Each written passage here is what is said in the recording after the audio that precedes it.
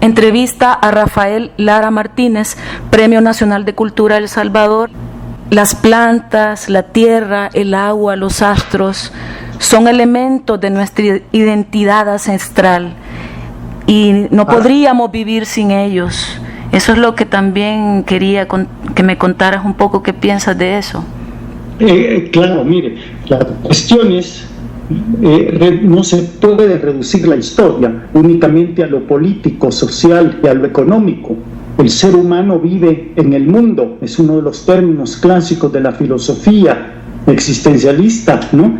Y eso es vital para los pueblos indígenas, porque están arraigados a un territorio, y ese territorio también es historia. La historia no solo es humana, sino también es geografía en el sentido literal del término. Mire, geógrafos son dos palabras, es decir, escritura de la tierra. La tierra es una escritura, la tierra tiene un alma, tiene un contenido intrínseco que uno desde niño lo aprende a descifrar.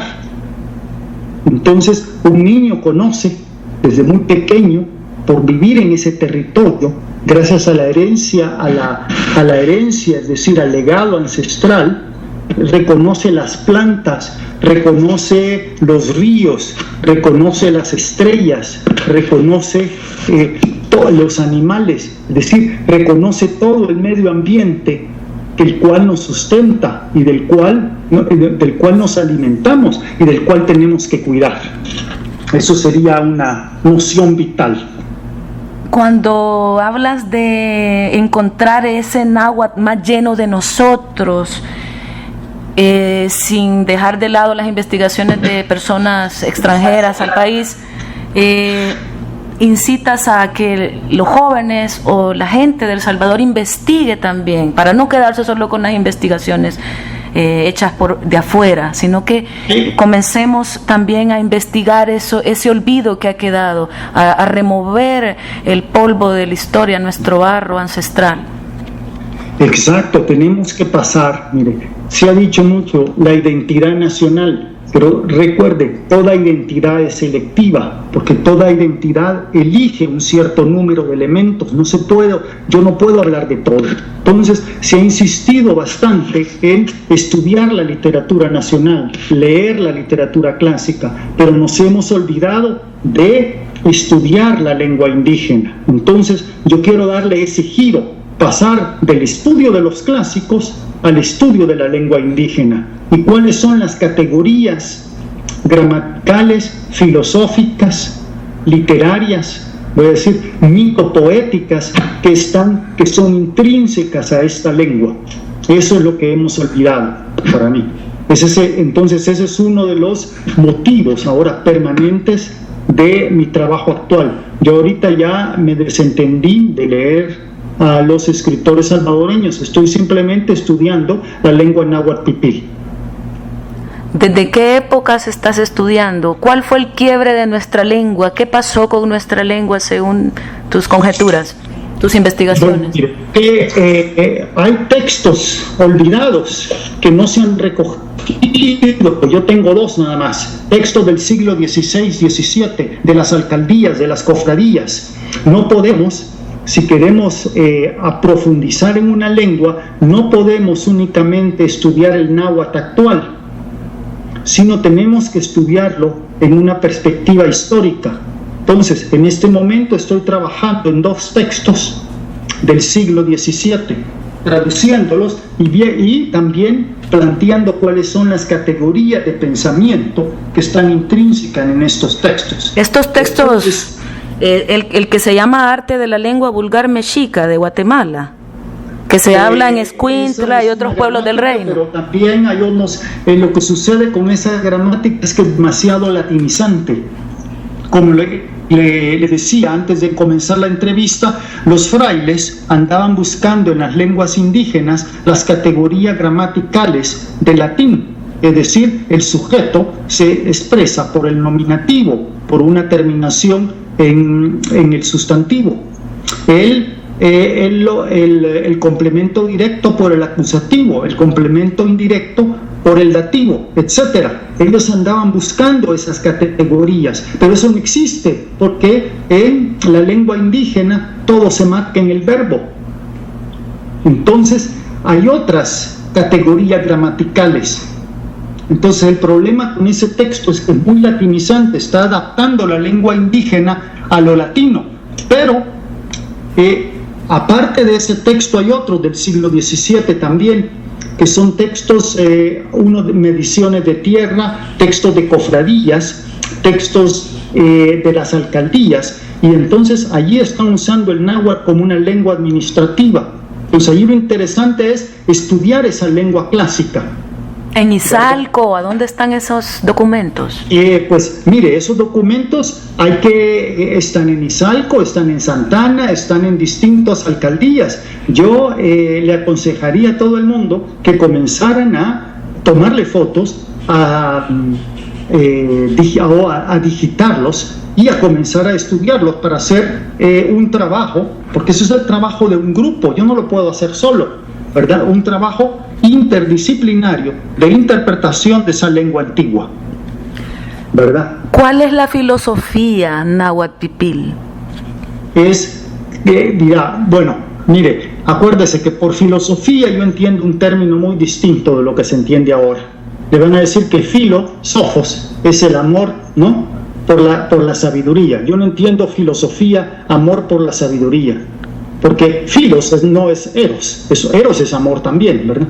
Entonces filios es amistad, y yo le doy vuelta a la palabra, sería amistad, la sabiduría que yo obtengo por reconocer al amigo, y esa sabiduría es la que nosotros salvadoreños, no indígenas, vamos a obtener por el estudio de la lengua indígena. ¿Qué vamos a obtener? Bueno, ver el mundo desde otra perspectiva gramatical y filosófica. Le voy a dar nada más un ejemplo porque es bastante complejo. Un ejemplo sería la numeración. Para ellos la base es la mano, el 5. Y 5 se dice macuil. Pero macuil, todas las palabras son complejas. Ma es mano, cui es agarrar y L es el pasivo. Entonces, macuil, 5, es lo que se tiene a la mano, o si quiere, lo que se mantiene, porque mantener es tener a la mano, ¿no? Man viene de mano, ¿verdad? Lo que se mantiene, y ese mantener, que no son el mapipil. Mapipil son mano, y pipil y hijo, los hijos a la mano, los dedos.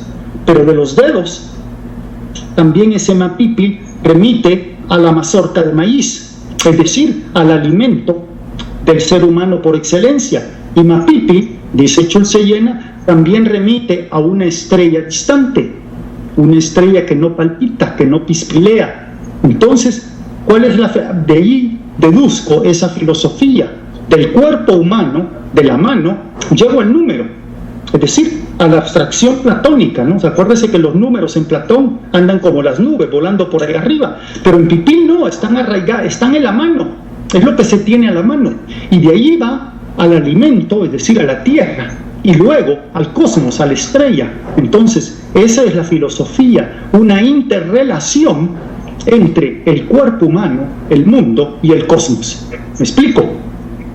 ¿Cómo cuidaban ellos la naturaleza, la relación de la tierra y la muerte en su cosmovisión?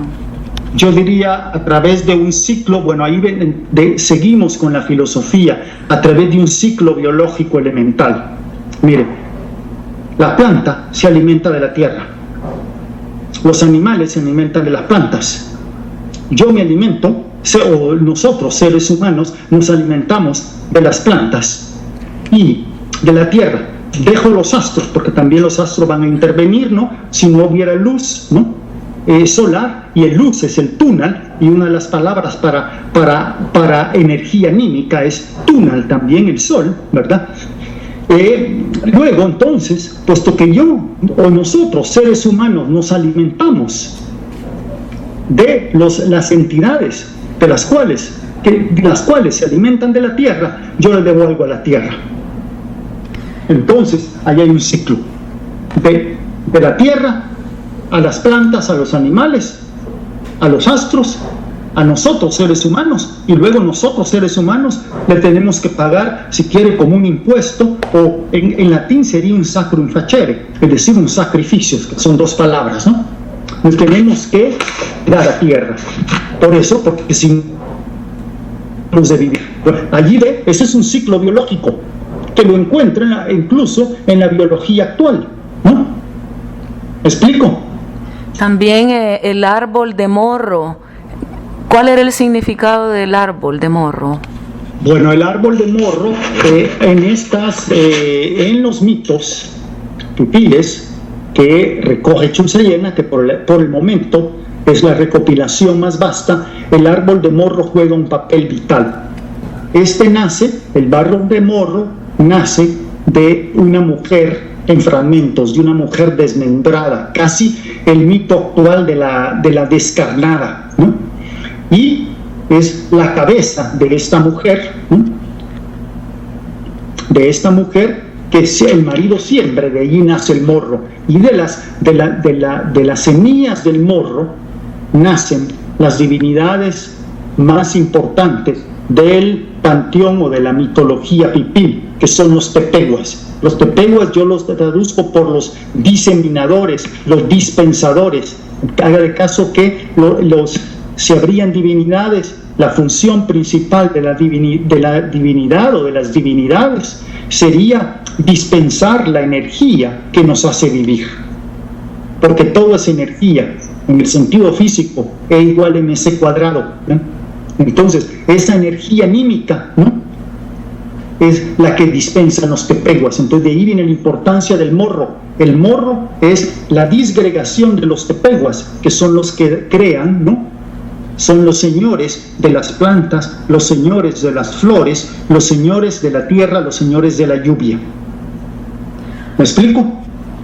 Sí, ahora bien, ¿qué se puede hacer ahora para que exista el derecho indígena a la palabra, el derecho a conocer el olvido, para que las nuevas generaciones puedan ser parte de también de todo esto? Y mire, tiene que haber una concertada, ¿no?, a nivel de la política de la cultura y de la política del Estado, ¿no? Y si vamos a reconocer las tierras ancestrales de los Izalco, que estaría de acuerdo, ¿no? La corona española lo reconoció durante la colonia, se le expropiaron los liberales a finales del siglo XIX. Si tenemos que reconocer las tierras ancestrales, también tenemos que reconocer la lengua.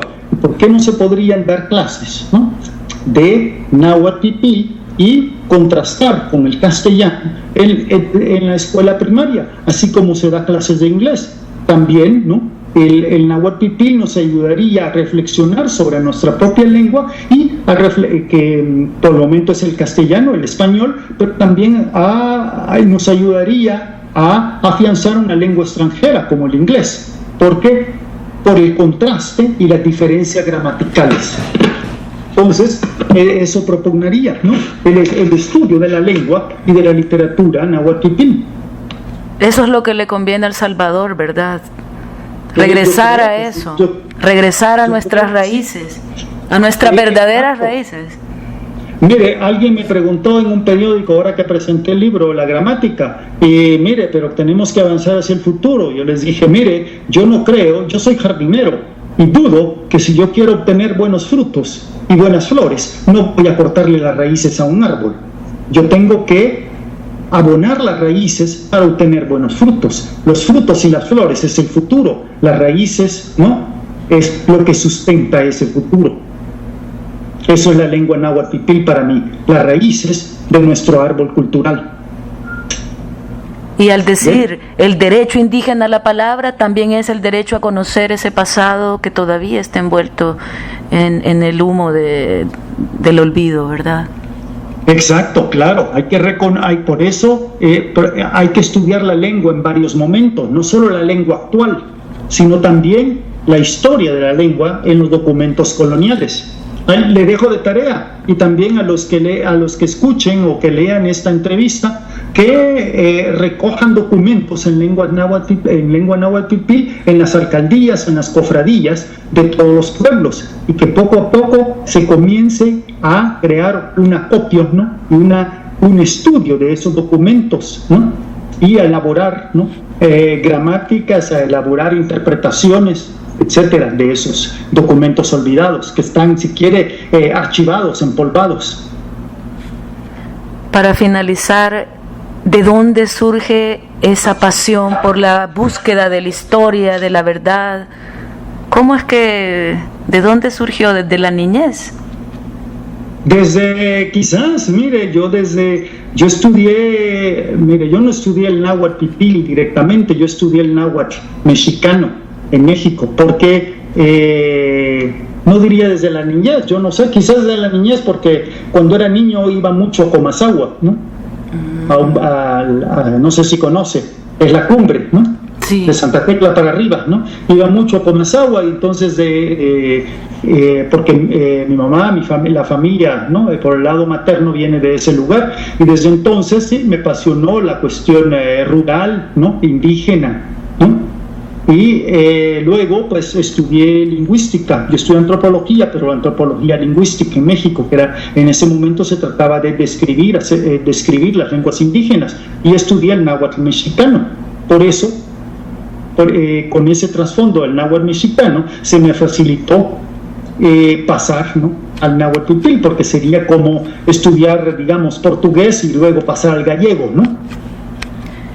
Algo así. No son idénticas, pero están emparentadas. ¿Qué planes futuros? Pues mire, si quiero ahorita le acabo de mandar a Santiago un librito que está en proceso. Se llama, todavía ahorita se llama 3 estudios náhuatl pipiles, pero dentro de poco van a ser 4. Y ojalá que los que escuchen esta entrevista me manden más documentos. Así se van a llamar 100 estudios náhuatl pipiles, porque como van a llegar miles, ¿no? Me van a mandar cientos de escritos. Entonces, mi futuro ahorita, estudiar los textos coloniales náhuatl pipiles. Bueno. Aportar, ¿no? Al estudio de la lengua actual, para ver cómo ha cambiado la lengua. Le podría dar muchos ejemplos, pero creo que ya no hay tiempo, ¿verdad? Bueno, ha sido muy importante conocer tu opinión. Muchas gracias. Hasta pronto. Hasta pronto.